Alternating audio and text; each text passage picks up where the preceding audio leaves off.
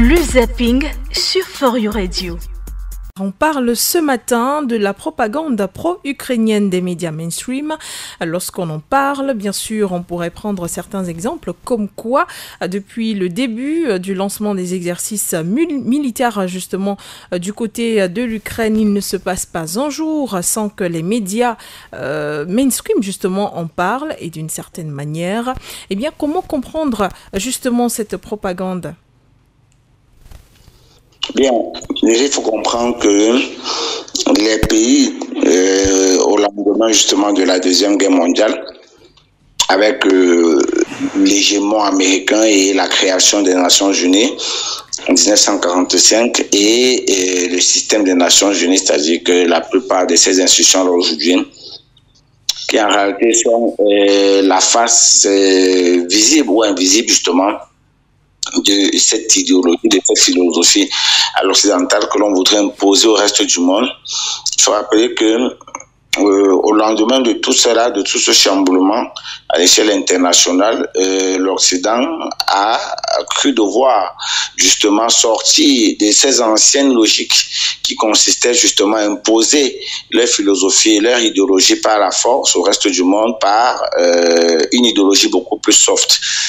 C'est justement grâce à ça qu'on a créé ce qu'on appelle le concept du soft power, à la différence du hard power. C'est-à-dire que avec le hard power, quand les États-Unis, la France, l'Angleterre voulaient quelque chose dans un autre État du reste du monde, et ils allaient le prendre par la force. Donc avec la création des Nations Unies, et cette volonté, cette pseudo-volonté de vouloir créer un monde beaucoup plus juste et équilibriste, on est quitté du hard power au soft power. Alors le soft power, c'est quoi? Le soft power, c'est le moyen le plus facile par lequel il est possible aujourd'hui pour les puissances de l'Ouest, c'est-à-dire le bloc occidental, à changer les régimes à la tête des États, à faire des révolutions de couleur, ce qu'on appelle les révolutions oranges, à assassiner un certain nombre de leaders politiques pour justement permettre à ce que ces révolutions puissent arriver à terme et à imposer leur idéologie au reste du monde à travers ce qu'on appelait la propagande. Et justement, dans cette propagande, vous avez les médias qui jouent un très grand rôle. Pour mieux comprendre ce que je suis en train de vous dire, je vais vous prendre une simple petite phrase. Pour savoir ce que disent les médias, il faut déjà savoir qui paye. Oui. Là, il y a un célèbre stratège qui disait que pour comprendre ou pour accepter ce que disent les médias, il faut préalablement se poser la question de savoir qui est celui qui paye l'encre. Quand je le dis, vous avez également un excellent journaliste, essayiste et stratège belge à la personne de Michel Colomb qui faisait savoir que lorsqu'on s'appelle la France, les États-Unis, l'Angleterre, et qu'on veut par exemple prendre du pétrole au gaz, la bauxite de diamant dans un pays africain ou bien dans un autre pays à l'échelle internationale, on ne viendra pas vous dire qu'on veut votre pétrole, on veut votre bauxite, on veut votre diamant, on veut votre... on viendra simplement vous dire que vous ne respectez pas les droits de l'homme, vous ne respectez pas les minorités, vous ne respectez pas l'équilibre des genres, vous ne respectez pas le droit des homosexuels. Et à travers justement ces slogans creux, pompeux, foireux, on se permettrait justement de s'aimer non seulement, de permettre de se constituer un peu comme une épée de Damoclès qui viendra non seulement déstabiliser vos États, mais bien plus encore comme moyen de pression qui vont vous obliger à accepter un certain nombre de desiderata venant de ces puissances-là de nature à imposer leur idéologie à l'échelle internationale et à votre pays. Donc, c'est un système qui consiste ou alors qui consacre principalement trois grandes choses. La première, c'est que on appelle ça la diabolisation de l'adversaire, c'est-à-dire que dans le système, dans cette propagande mensongère dont fait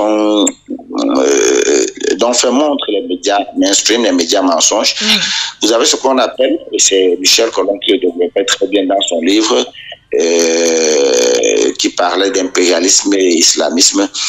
Il appelle ça la diabolisation de l'adversaire. La diabolisation de l'adversaire, ça veut dire quoi? Ça veut dire que le personnage qui en réalité aurait des ambitions un peu trop souverainistes, un peu trop autonomes pour son pays, on commence à vous diaboliser. C'est ce qui est visible du côté de l'Ukraine aujourd'hui avec Vladimir Poutine. C'est-à-dire que on essaie de créer une image de Vladimir Poutine, d'un Vladimir Poutine cruel, sanguinaire, qui ne respecte pas les droits de l'homme, qui ne respecte pas le droit international, qui a tué des gens, qui continue de tuer des gens. Vous voyez toute la construction de la presse occidentale qui est autour de la personne de Vladimir Poutine. On l'a vu en son temps avec Slobodan Milosevic quand on voulait bombarder le Kosovo. On l'a vu même en son temps avec président Laurent Gbagbo en Côte d'Ivoire quand il fallait lui déguerpir du pouvoir. On le voit même avec Assimi Goïta, on le voit également avec le président Paul Biya, on le voit avec le président de la République centrafricaine, le professeur Faustin Archange Touadéra. C'est-à-dire qu'on construit une image diabolique du personnage qui en réalité ne veut plus rester dans cette logique occidentale et qui voudrait en réalité se détacher pour servir les intérêts de son peuple. Alors, pour le cas de l'Ukraine, vous avez vu qu'on a fait savoir à l'échelle internationale à travers des images comme quoi Poutine avait violé le droit international, mais en même temps on refuse de dire que ce même droit international, à travers la résolution 2202 du 17 février 2015 des Nations Unies, qui justement consacrait la mise en place ou alors l'implémentation des accords de Minsk de 2015. Et les accords de Minsk de 2015 avaient prévu clairement que le gouvernement ukrainien devait respecter 3 grands ensembles. Bon, pour aller vite, je vais parler tout dans les détails. La première, c'est que on devait reconnaître les États du Donbass comme étant des États autonomes et qui devaient être considérés comme une forme de fédération, donc qui devaient s'auto-gérer et rendre compte au gouvernement ukrainien, ce qui n'a jamais été respecté.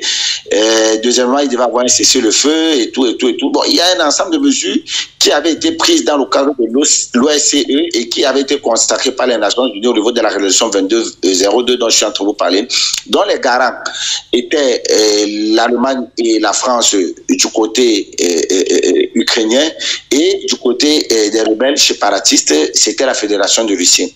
Mais malheureusement, malgré ces accords de Minsk de 2015, le gouvernement ukrainien a continué de bombarder le peuple ukrainien au point de créer un déplacement massif de ces populations-là qui voudraient se réfugier, qui se sont réfugiés en Fédération de Russie. On parlait d'un peu plus de 1 500 000 réfugiés. On parlait de là-bas de plus de 14 000 morts. Mais cela s'est fait sous les yeux de la communauté internationale qui n'a jamais brandi mot. Entre-temps, on veut quand même faire passer Vladimir Poutine comme étant un monstre, alors que les populations russophones, qui en réalité sont majoritairement russes dans cette région-là, étaient tuées au quotidien sans que cela n'émeuve une certaine communauté internationale. Et c'est Vladimir Poutine que l'on voudrait construire l'image d'un démon, d'un sanguinaire, d'un homme sans cœur. Et on ne veut pas tenir compte des réalités sous-jacentes qui, justement, ont amené à ce que le conflit s'éternise. Je vais même encore aller plus loin.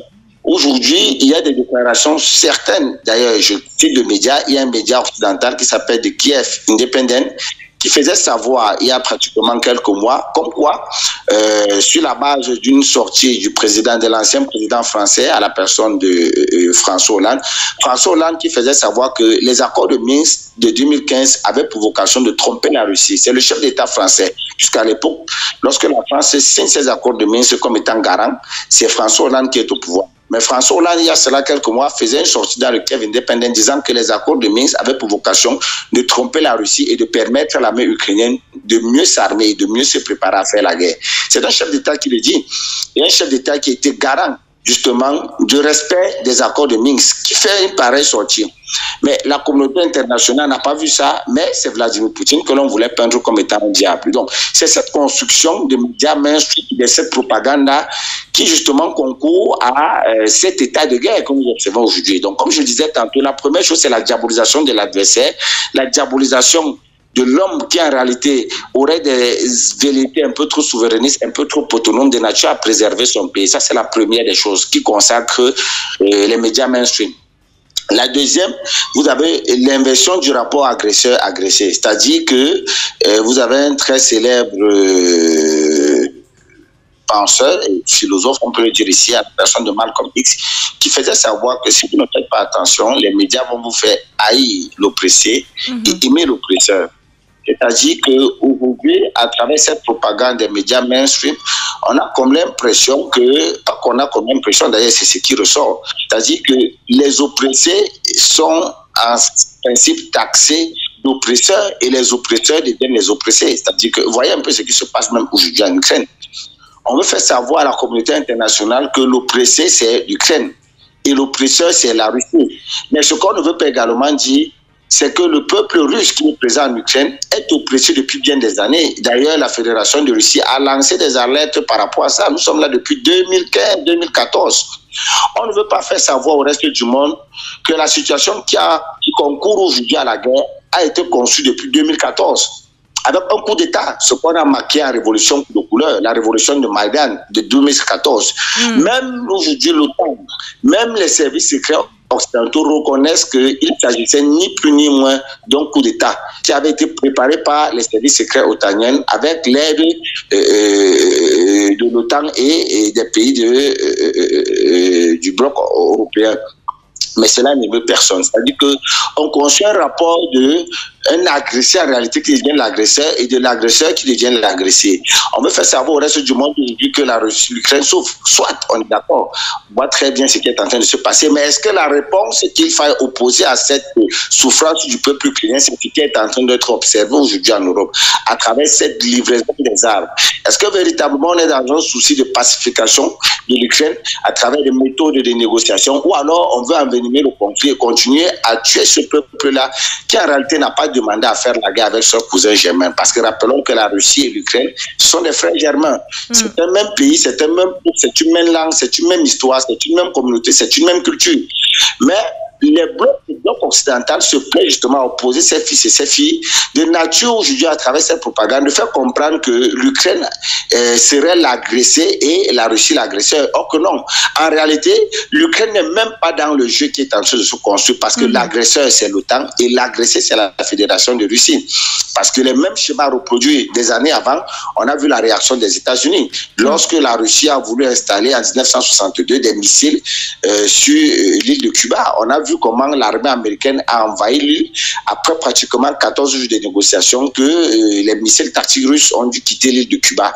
C'est la même chose que la Russie aujourd'hui est en train de demander au bloc occidental, que vous ne pouvez pas mettre des missiles tactiques à 5 minutes de ma frontière. Bon, si hier la Russie était capable d'accepter ça, qu'est-ce qui empêche aujourd'hui l'OTAN d'accepter également par rapport en retour à ce que la Fédération de Russie elle-même aurait fait des années avant? Donc, nous sommes dans une construction d'image qui voudrait faire comprendre aux gens que un est un agresseur, l'autre était l'agressé, alors qu'en réalité, c'est le schéma inverse qui est en train de se produire. Mais la propagande mensongère, justement, voudrait faire croire le contraire à l'échelle internationale. Ça, c'était la deuxième logique. La troisième logique, c'est comme monopolise le débat. C'est-à-dire qu'aujourd'hui, il y a toute une construction occidentale qui empêche le débat contradictoire. C'est pourquoi vous avez vu récemment cette sortie de BFM TV qui taxait Afrique Média.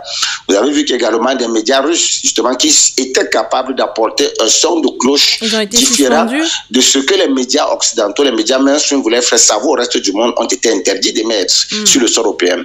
Il y a Russia Today, il y a Sputnik, qui ont été interdits par la Commission européenne d'émettre sur le sol européen. Mais pourtant, ce sont les mêmes personnes qui vous parleront du respect et des principes sacrés, comme étant la liberté de la presse, bien d'autres choses, la liberté d'information. Mais voilà, des gens qui sont incapables justement de respecter ce que eux-mêmes ils veulent consacrer, ou alors ce que eux-mêmes ils consacrent. Donc, comprenez qu'on est dans cette construction propagandiste qui voudrait faire comprendre au reste du monde un son de cloche, mais sans véritablement nous amener dans les profondeurs du dossier de nature à ce que chacun puisse avoir une lecture assez libre et assez juste de ce conflit-là. Donc ce monopole du débat est visible également sur le sol ukrainien où on voit très bien la construction propagandiste d'un certain nombre de médias de nature à parfois à donner l'information qui n'est pas toujours la bonne information, mais qui se veut plutôt être une information de nature à soit renforcer justement ceux qui entretiennent cette situation d'insécurité en Ukraine, mais également à tromper les peuples qui aujourd'hui, je parle des peuples européens et dans une moindre mesure les peuples du monde, mais beaucoup plus les peuples européens qui véritablement ignorent ce qui se passe là-bas. C'est la raison pour laquelle, pour ceux justement qui ont une information, alors qui s'informent au-delà de ce que les proposent les médias nationaux ou alors les médias continentaux, vous verrez que la plupart de ces peuples sont aujourd'hui dans la rue. Si vous prenez le cas de la France, tout récemment, on a assisté à une manifestation d'un peu plus de 2 millions à 3 millions de Français qui exigeaient un ensemble de choses en dehors de la réforme des retraites, mais également la fin de la guerre, la sortie de l'OTAN et bien d'autres choses. C'est visible en Italie, c'est visible au Portugal, c'est visible en Allemagne, c'est visible en Roumanie. Donc, ce sont des vérités qui aujourd'hui nous interpellent à véritablement comprendre cette logique de propagandiste, de médias mensonges qui se détache de ce droit à l'information qui devrait être porté par les médias, mais beaucoup plus de cette communication, parce qu'on n'est plus dans l'information, mais on est dans la communication. L'information donne la bonne information de nature à laisser le téléspectateur, l'auditeur, juger de lui-même de la pertinence du problème, mais la communication oriente justement l'auditeur ou alors le téléspectateur vers une logique qui est déjà préconçue, de nature à véritablement se donner raison et non pas à laisser l'opinion publique comprendre les méandres du dossier. Voilà un peu ce qu'on peut dire dans cette construction des médias mensonges qui est très bien entretenu aujourd'hui par les médias occidentaux sur le sol européen, principalement en Ukraine. Le zapping sur For You Radio. For You Radio. For You Radio.